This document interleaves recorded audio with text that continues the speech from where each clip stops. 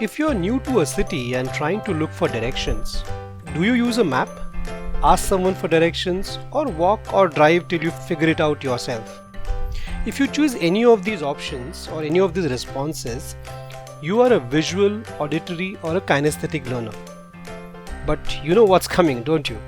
The famous visual, auditory, and kinesthetic learning styles is a myth. Hi, I am Prashant, a learning enthusiast, and you are listening to the Relearning Podcast Shorty. And in less than 5 minutes, I shall try to debunk the learning styles myth. Some of you may not be aware of this myth. The myth is that humans have a dominant learning style, predominantly from these three. First, a learner who learns better when information is provided in form of pictures, diagrams, charts, etc. is a visual learner. Second, a learner who prefers listening to a lecture or responds best to voices, sounds is an auditory learner. And third, the kinesthetic learner who prefers hands-on approach and works well with touch and feel of an object for learning.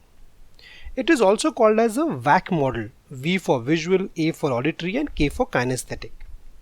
This learning styles myth is so pervasive and famous, but it's not true. In fact, I have been guilty of promoting and spreading this myth over the years as a learning and development professional myself. This misconception is based on simple fact that visual, auditory, and kinesthetic information is processed in different regions of brain. However, these areas of brains are interconnected with each other, allowing information to transfer between those different sensory regions.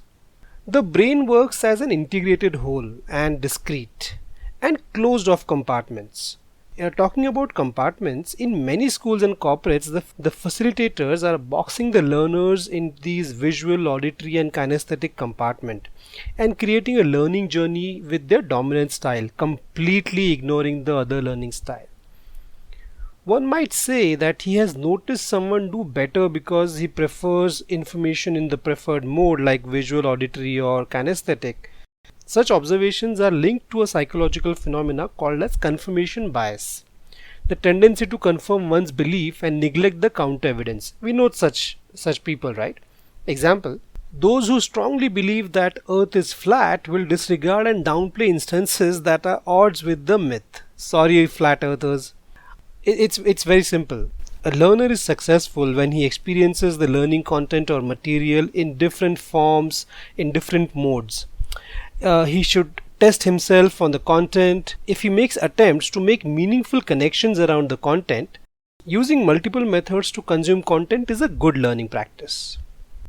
The popularity of learning styles mythology may have emerged from the appeal of finding out what type of person you are.